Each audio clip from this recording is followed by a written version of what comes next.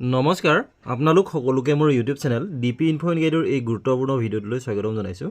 Sir বাইদেউসকল, এই ভিডিঅ'টোত প্ৰধান শিক্ষক পদৰ সন্দৰ্ভত অহা এটা অত্যন্ত জৰুৰী ইনফৰমেশ্যন শ্বেয়াৰ কৰিব খুজিছোঁ। আশা কৰিছোঁ আপোনালোকে ভিডিঅ'টো শেষলৈকে চাই ইনফৰমেশ্যনখিনি ভালদৰে জানি ল'ব।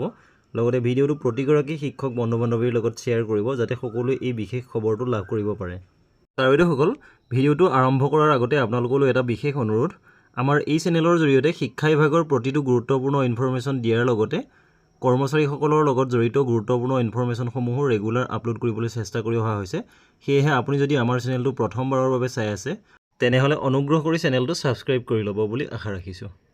তেনেহ'লে আহকচোন ভিডিঅ'টোৰ মূল কথাখিনিলৈ আগবাঢ়োঁ। ছাৰ বাইদেউসকল, বিধানসভাত শিক্ষামন্ত্ৰী ডাক্তৰ ৰণোজ পেগুৱে দিলে এক বিশেষ তথ্য। ১.৫ বছৰৰ পাছতহে ২,৯৯৩ গৰাকী প্ৰধান শিক্ষক পদৰ বাবে অনুমোদন বিচাৰিছে বিত্ত বিভাগৰ। এতিয়া এই বাতৰিটোৰ ডিটেইলছ আমি পঢ়িব চেষ্টা কৰিম।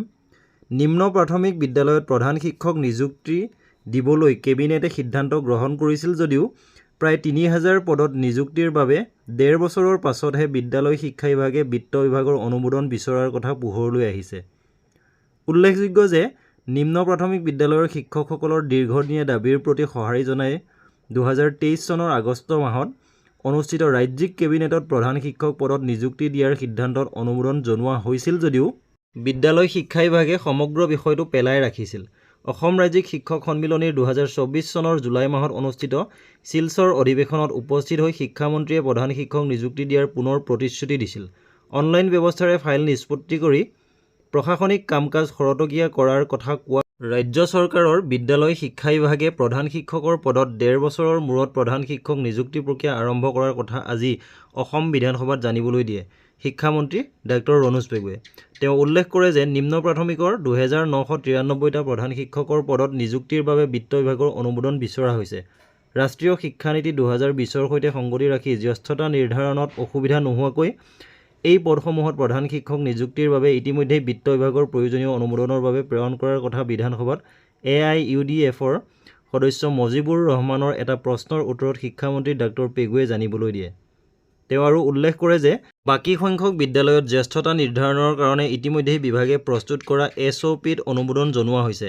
এই SOPৰ ভিত্তিত অতি শীঘ্ৰে প্ৰাথমিক শিক্ষা সঞ্চালকালয়ৰ নিম্ন প্ৰাথমিক শিক্ষকৰ মাজৰ পৰা জ্যেষ্ঠতা নিৰ্ধাৰণ কৰি বাকী পদসমূহ অতি শীঘ্ৰে পূৰণ কৰা হ'ব। এই ব্যৱস্থাৰ দ্বাৰা নিম্ন প্ৰাথমিক পৰ্যায়ৰ বিদ্যালয়সমূহত এক বৃহৎ শৈক্ষিক পৰিৱৰ্তন হ'ব।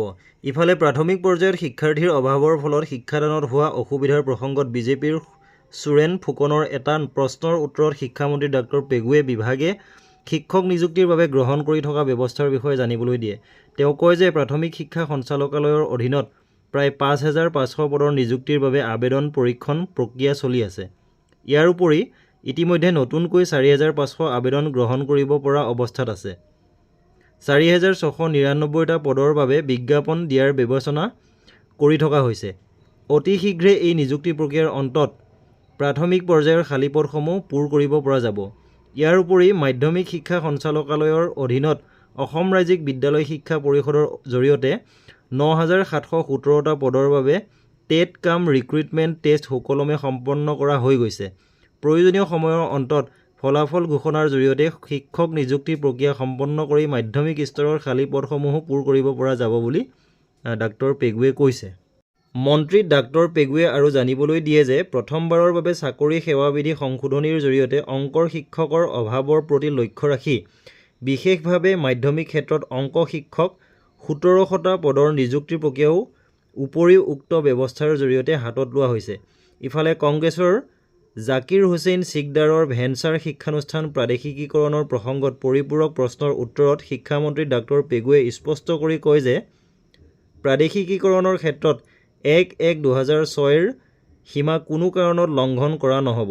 অৱশ্যে এই সীমাৰ আগত শিক্ষানুষ্ঠান প্ৰতিষ্ঠাৰ নথি প্ৰমাণ থাকিলে সেই কথা কেবিনেট সমিতিয়ে বিবেচনা কৰিব পাৰে বুলি ডক্টৰ পেগুৱে উল্লেখ কৰে।